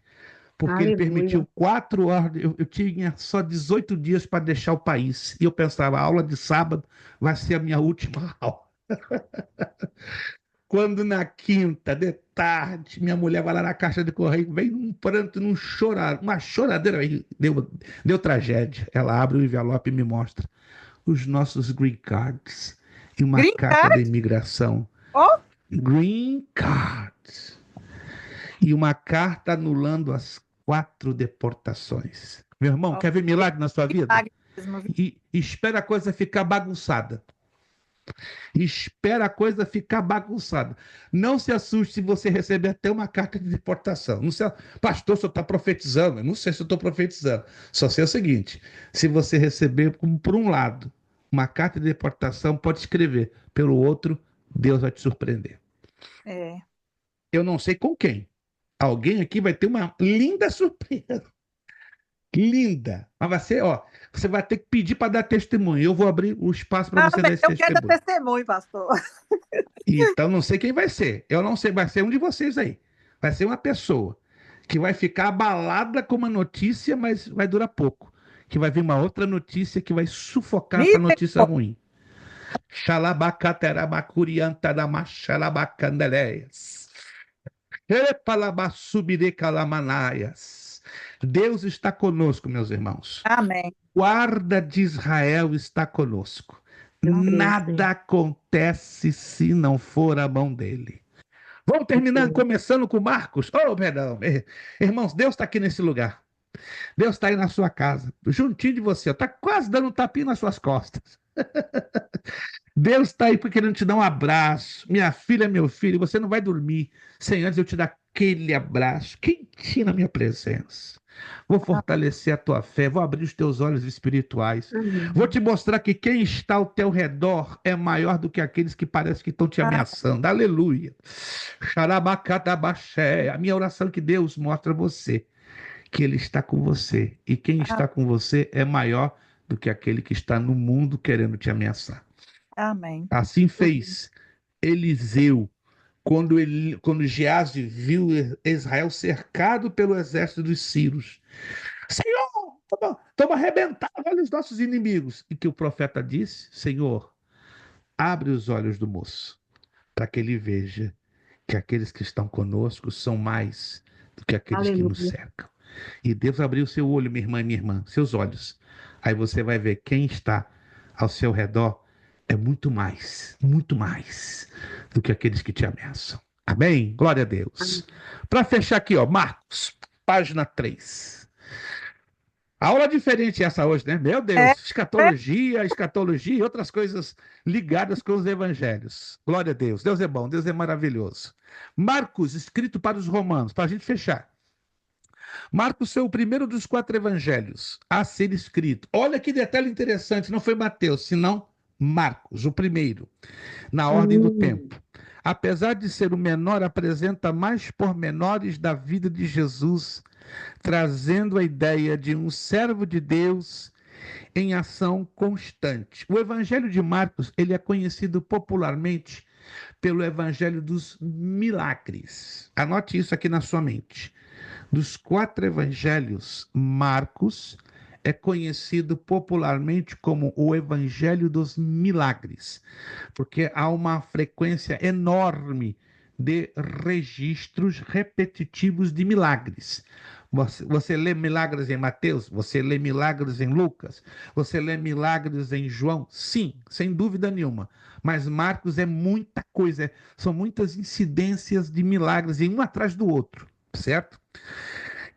Quem foi Marcos? Primo de Barnabé, de acordo com Colossenses 4,10, e conhecido dos apóstolos. Acredita-se que foi no cenáculo da sua casa que Jesus celebrou a sua ceia. Marcos foi apresentado a Paulo e chegou a começar uma viagem missionária com ele, mas não a terminou. Por isso que, ó, lemos lá naquele texto que João Marcos, ó, recebeu um chega para lá do apóstolo Paulo. Por esse motivo, Paulo não o quis levar na segunda viagem. Porém, Barnabé apoiou e acompanhou o jovem Marcos, tornando um servo de Deus de grande valor. Paulo, no final do seu ministério, nas prisões romanas, ainda buscava e recebia ajuda de Marcos. Segunda carta de Timóteo 4,11 está escrito: só Lucas está comigo. Toma Marcos e traze-o contigo, porque me é muito útil para o ministério. Marcos acompanhou Pedro no seu ministério em Roma, tornando-se seu discípulo. A vossa coeleita em Babilônia, Roma, vos saúda, como também meu filho Marcos. Primeira carta de Pedro, capítulo 5, versículo 13. Observe que, apesar de ser o primeiro dos 4 evangelhos, Marcos foi escrito após as epístolas de Paulo e Pedro, e provavelmente após o martírio desses dois já ter ocorrido em Roma. Interessante, e procure não se esquecer disso. Dos 4 evangelistas, Mateus, Marcos, Lucas e João, só 2 viram, acompanharam o ministério de Jesus, foram chamados por ele e escolhidos como seus discípulos. Quem foram eles? Mateus e João. Então, só Mateus e João foram chamados por Jesus, conheceram Jesus, caminharam com Jesus. E Marcos e Lucas nunca viram mais gordo ou mais magro o Senhor Jesus. Não foram por ele diretamente chamados e muito menos eles o conheceram. Mas Marcos foi discípulo do apóstolo Pedro e Lucas, discípulo do apóstolo Paulo. Esta é uma dentre várias razões que entendemos por que os 3 evangelhos, Mateus, Marcos e Lucas, são tão parecidos, tão sincronizados nas histórias ligadas à pessoa do Senhor Jesus Cristo. Se você ler com atenção, ó, Mateus, Marcos e Lucas são quase que iguais, com algumas pequenas diferenças. Por eles terem uma visão conjunta, uma visão quase que sincronizada, que se encaixam entre si numa harmonia perfeita, esta é a razão que eles são chamados de evangelhos sinópticos. A palavra grega sinóptico quer dizer visão da harmonia ou visão conjunta. O conteúdo do Evangelho de João, ele é totalmente diferente. Não tem nada a ver com Mateus, Marcos e Lucas. Nada. Mas ele se integra no final de tudo. Ele se integra, ou seja, ele faz parte desta harmonia de 3, né? Então, Mateus, Marcos e Lucas são os harmônicos, os semelhantes entre si. Mas entra João e parece que completa os 3 anteriores. Próxima aula, o que nós vamos fazer? Vamos fazer uma repassada, uma revisão sobre Marcos. Vamos iniciar Lucas, não, nosso querido doutor Lucas, que está aqui, né? Cujo sorriso, por mais que eu me esforce, eu tenho que colocar uma dentadura totalmente nova, né? E trocar minha pele, pegar essa pele bonita, morena, aí eu fico parecido com o Lucas. Enquanto eu não fizer isso, nunca, jamais vou ter o sorriso do Lucas, né? Então tem que fazer 2 grandes acrobacias, né? Trocar os meus dentes e trocar a cor da minha pele, ficar mais bonito, né? Tem que ficar bronzeado aí 1 ano direto, né? Mas se eu fizer isso, eu morro, né? Então, Lucas, continua com a benção que Deus deu na tua vida, que está muito bom. Próxima aula, então, nós vamos corrigir os exercícios lá no finalzinho, o chamado, as 11 questões que iríamos corrigir hoje, e vamos corrigir tudo de uma vez só, já vai ficar tudo já corrigido. Tá? O assinale com C para certo e E para errado, que são 6 questõezinhas, e a coluna A com a coluna B, que são 25, certo? Então, próxima aula, nós vamos corrigir praticamente todos os exercícios. É pouca coisa, querendo dizer que essa prova do Evangelhos vai ser mais fácil do que a de Bibliologia, né? Se a de Bibliologia foi mamão com açúcar, né? A de Evangelhos vai ser o quê? Catupiry. Vai ser queijo de catupiry. Vai deslizar fácil, né? O catupiry no fogo, ó, desmancha. Então se prepara, porque essa prova de Evangelhos vai ser estilo queijo catupiry, né? Vamos ver se teremos isentos. Sim, irmã Vanderlei Almeida. Essas questões aqui já é para fazer? É o que nós estamos exatamente nos orientando a vocês, para deixarmos já tudo prontinho Mas para essas corrigirmos questões na aqui, próxima aula. Não, é para fazer antes da aula ou junto na aula? Não entendi. Não, não, não, não. No espaço de tempo de hoje para a próxima aula. Então, é como trabalho de casa. Ah, Então, A minha vocês vão ter esse um trabalhinho pouco de casa. de algumas da coluna A para B. Outra, eu fiquei o dia inteiro resolvendo isso aqui, eu me confundi em algumas questões, eu vou aguardar o senhor para me ajudar. É um pouquinho normal que a senhora se confunda, porque é a primeira vez que a senhora está lidando com esse tipo de trabalho, então é um pouquinho normal. Deixa eu dar uma dica para vocês, para aqueles que querem fazer direitinho o trabalho. Ó, a apostila está aqui, ela é uma fonte de pesquisa. Entendam o seguinte, de uma vez por todas, para ficar bem na nossa memória. É impossível nós estudarmos o conteúdo da apostila em 4, 5 ou 6 aulas. É impossível. O que a gente estuda aqui na aula são as partes mais importantes da matéria, orientando aos alunos a leitura. Oh, pastor, mas eu não gosto de ler. Então aí teremos um grande problema. Se você não gosta de ler, com certeza você vai ter um grandíssimo problema de até mesmo ter um bom rendimento neste curso. Porque a única e a menor de todas as exigências que nós fazemos neste curso é você gastar um tempo mínimo de 30 minutos por semana. Se você não gasta esses 30 minutos mínimos por semana, você vai sair num enorme prejuízo, porque dependemos que você, aluno, leia o conteúdo disso aqui, ó. Não é uma apostila de 200 páginas, né? São aqui, deixa eu me ver aqui, são 35 páginas numeradas. São 17 folhas, né, frente e verso.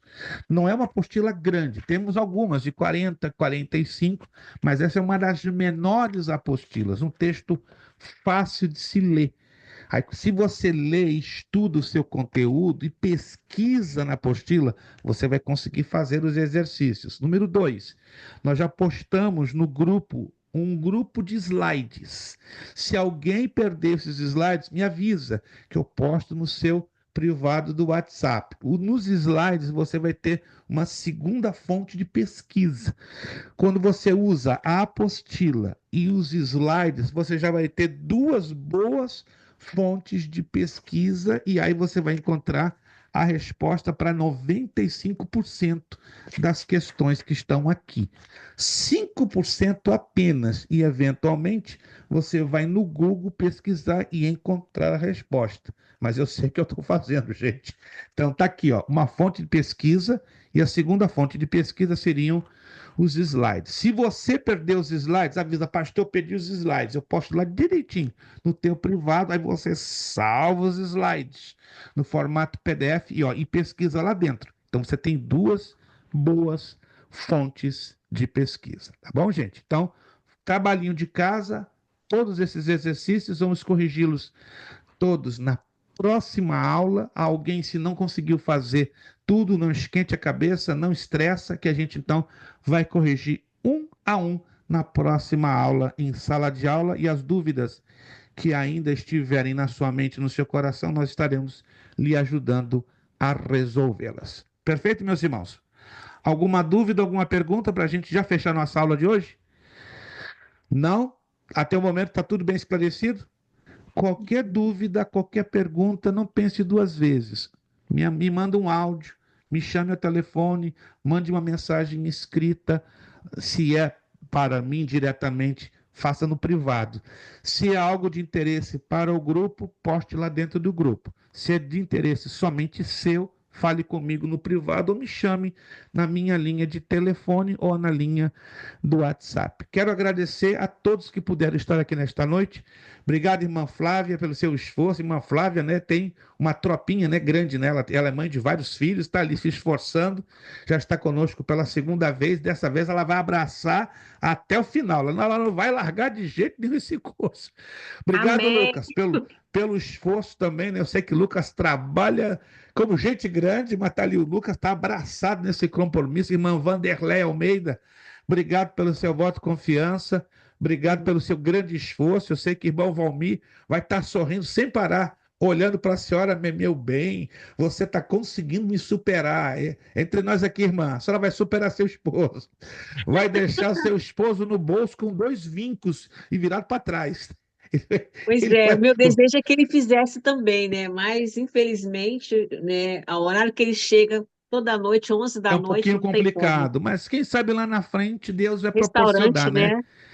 É, Restaurante é complicado. Eu trabalhei 2 anos e meio, há 20 anos em restaurante. É um negócio complicado, mas quem sabe é Deus bem muda as coisas, difícil. dá um trabalho melhor e aí ele vai ter a alegria de estar junto com a senhora. Deus pode mudar as coisas. Sim, Irmã eu Vanderléa creio. Santana, Deus abençoe, obrigado pelo seu esforço, né? Estou contando nesse ano de 2025 visitar vocês aí, se Deus quiser. Nem que seja para um café da tarde. Eu chego no almoço, tomo café da tarde e vou embora à noite. Vai vir, em nome Alisson de Bruno, Jesus. Deus te abençoe, uma alegria ter a tua pessoa, irmão Ailson, obrigado pelo esforço, evangelista Alexandro, estamos juntos, sem mistura, irmão Jonathan ali de Linden, New Jersey, Robert, gostei desse aqui, tá diferente, Robert, eu já te vi 2 vezes, 2 aparatos diferentes, esse aí tá diferente, não sei se é por causa da touca, dos teus óculos, mas tá diferente, tá parecido com o Ricardo, né? Ricardo, Deus te abençoe, obrigadão pelo teu esforço, irmã Deli, é só o começo de grandes coisas que Amém. Deus tem para a senhora e sua família. Irmã Gleice Cake, continue com esses seus cakes, né?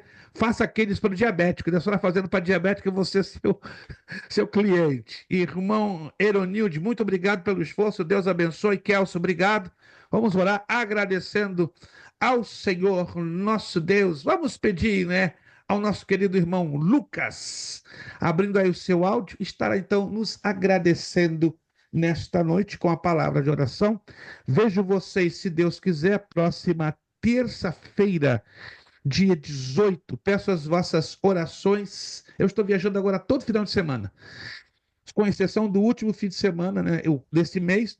Este fim de semana agora eu estarei, se Deus quiser, em São Francisco, na Califórnia. Nós temos lá, abrimos no mês passado um núcleo com 18 alunos. Deus está abençoando, está crescendo, então eu careço muito das vossas orações. Temos a nossa aula da mesma matéria que estamos aqui estudando em várias semanas. Eu vou ter que ministrá-la em 6 horas, neste sábado, de 10 às 5 da tarde. Vai ser doideira ministrar a matéria Os Evangelhos. Então, careço das vossas orações, né? Lembre-se de mim, sábado estarei ali em São Francisco, na Califórnia, e já na manhã de domingo estou de volta aqui para Orlando, para segunda-feira da aula, no bacharel, e na terça está aqui com vocês.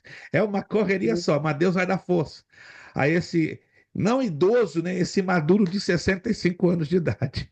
Nada comparado com a juventude do nosso querido irmão Lucas, que agora vai orar e vai só exalar juventude, saúde e renovo para todos nós. Irmão Lucas, orando e agradecendo a Deus pela aula de hoje. Amém. Oramos ao Senhor. Grandioso Deus e eterno Pai, graça te damos, ó Graças Deus, te damos, Pai. por mais essa oportunidade que o Senhor nos concedeu de estar estudando, ó Pai, aprendendo mais da palavra do Senhor, Pai. Que o Senhor possa estar abençoando a vida de cada um que aqui está, ó Pai, para estar aprendendo, ó Pai querido, a tua palavra. Abençoa a vida do nosso pastor Luiz Peste, Pai. Que o Senhor possa estar abençoando a vida dele, a saúde dele e toda a sua família, ó Deus. Grandioso Deus, eterno Pai, nos dê um resto de semana abençoado, ó Pai. Que o Senhor possa estar nos guardando, nos protegendo, onde quer que nós vamos, ó Deus. No poderoso nome do Senhor Jesus. Amém. É o que nós te pedimos. Amém. Amém. Até a próxima terça-feira, permitindo Deus, já estarei liberando as notas. Não fique tranquilos, né? No máximo, tarde da terça, vocês já estão recebendo as notas da matéria de bibliologia. Nosso lema para fechar tudo: seriedade. Seriedade. Compromisso. Compromisso. Disciplina. Disciplina. Seriedade. Seriedade.